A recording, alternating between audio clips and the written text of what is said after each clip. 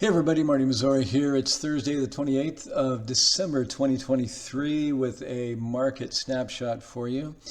Folks, I thought I'd just pop in. It's been a week or so since we've done this and just update you on the charts that we've been looking at for the past several weeks. I can keep it relatively quick. We'll just look at daily charts for this evening.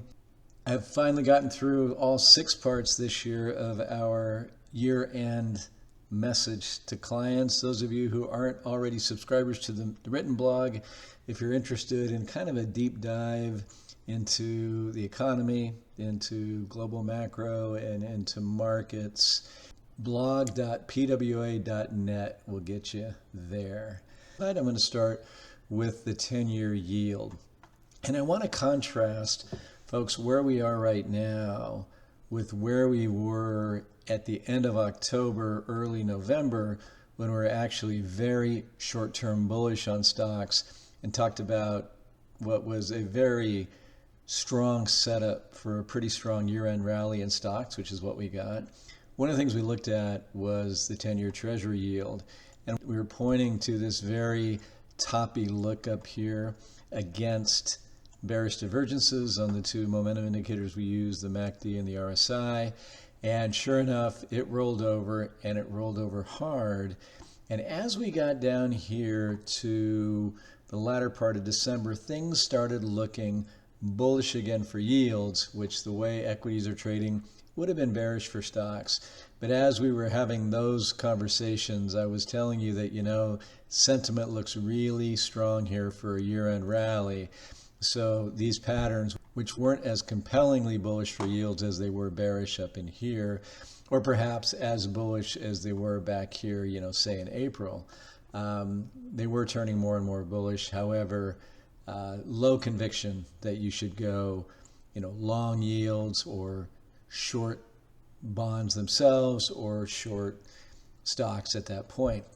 Well, folks, now this is looking ever more bearish. So now you have a very definite falling wedge pattern and very definite bullish divergences and a very nascent buy signal from a very opportune spot here where the MACD sits for bond yields. Now that would be negative for bond prices, and allow me to qualify it once again by saying the way the market is trading currently, that would be bearish for equities as well. The dollar has been very telling in terms of the stock market setup. Back in here, again, end of October, we were very bearish the dollar, which, as I pointed out over and over again, was a very bullish setup for stocks. Sure enough, the dollar fell apart as stocks began to rally. Did come back here, but remember we were painting, I believe, a bear flag there, and that's played out virtually to a T.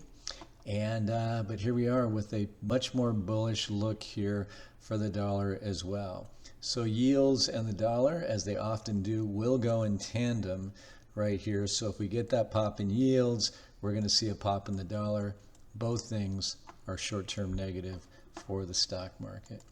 So speaking of the stock market, looking at first the S&P 500 daily chart, pretty much confirms in a bearish way what I was just telling you in terms of the signals from yields and from the dollar.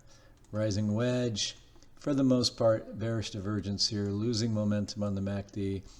Very, very definite bearish divergence from very overbought levels on the RSI. This is not a great looking chart going forward. QQQ, the ETF that tracks the NASDAQ 100 index, looks worse to me in terms of the pattern and in terms of the divergences here. You have a longer bearish divergence very clearly there, way overbought coming off of that on the RSI.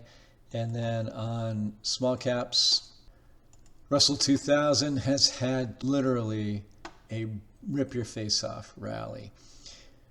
Really underowned, very, very bearish. Remember, we pointed to this bullish setup at the beginning of November.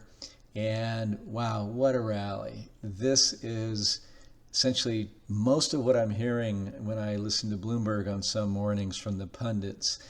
And I saw a clip on my CNBC phone app where one famous almost always bullish, if not always bullish guy, said small caps are can continue to do really well into 2024. Technically, this made a lot of sense, went further than I expected, but again, a lot of FOMO, a lot of people were probably short that had to cover, and a lot of rotation into small caps. So small caps, you truly want to own at the beginning of a new expansion in the economy, a new bull market in stocks. If you can, or if you have the time, go back and read our year-end letter. I think it was part 5 where I titled it More on the Current Cycle. And I kind of get into the weeds on what expansions look like. And we have kind of a checklist, or we use some questions to answer whether this looks like a setup that would be typical of the beginning of an expansion phase, or perhaps something that looks more like a latter stage of the economic cycle. We think that odds favor the latter of those two scenarios, and this could be your classic blow off top.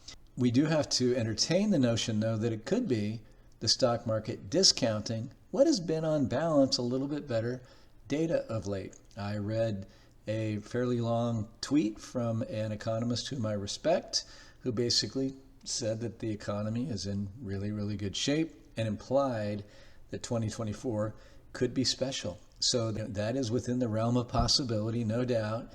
But when we do our work and we consider the work of the economists who we most respect, still a very narrow pathway to a soft landing or to no landing in 2024. But again, as I implied, we're open to anything. But right now, we're not open to adding a whole lot more risk in the equity space anyway, in the portfolios that we manage for other people. So right now, again, small caps are getting way out over their skis. It's not horrible on a momentum basis. In fact, the momentum right here confirms the upside. Not on the RSI. RSI says overbought to levels you seldom see, and coming off of that as the market continues to ramp higher, in this case the market being small caps. So if you're trading small caps, be on your toes out there is all I can say. And then lastly, I want to touch on sentiment one more time, because man, it is really piling up on the bull side of the boat. So recall this analysis here where I went back and I looked at the bull-bear spread among individual investors according to the AAII, and we haven't had this kind of bullishness in more than a couple of years. The last time it was close was just before, a few weeks before the all-time peak in stocks, which we're right back at virtually as we speak, right? And then as we had intersections or close to it of bulls outnumbering the bears, it's pretty much consistent with every peak or corrective phase of this bear market so far, right? And then right in here, we had the crossover, and right in here, we were extended by 29 points, which was more than back here at the all-time high. And that was just before a 12% sell-off in the S&P. And here we are here, right? No sell-off of note, but we didn't have one right there right off the bat either. We had to come back, test this level, and come back. Well, we haven't even come all the way back there. And now we're at a new high in terms of the spread right here. Very dangerous look. Little bad news, spike in the interest rates, good data point, say in next week's jobs number, and this could get pretty ugly to the downside.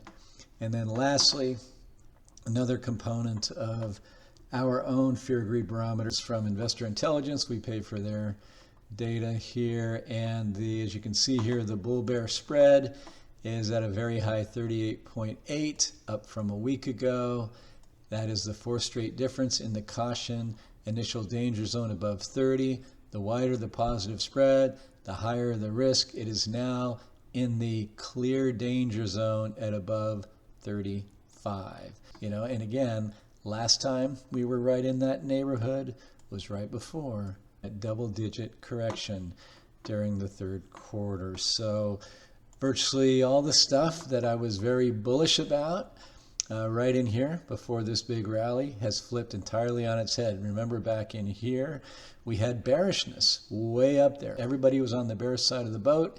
And then when things looked up, and you're talking Santa Claus rally, a very accommodative Fed, I should say, really more than anything else in terms of their rhetoric, just had people screaming over to the bull side of the boat.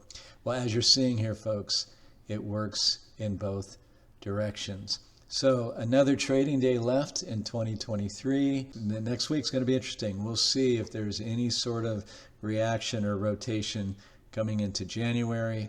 I don't have a strong opinion in one direction or the other from a calendar perspective, but I'm looking at stuff right here that says do not be surprised if we don't see some weakness in stocks over the next few weeks.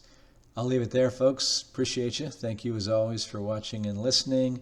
Hope you have a very happy New Year celebration, and I'll talk to you next week. Bye-bye.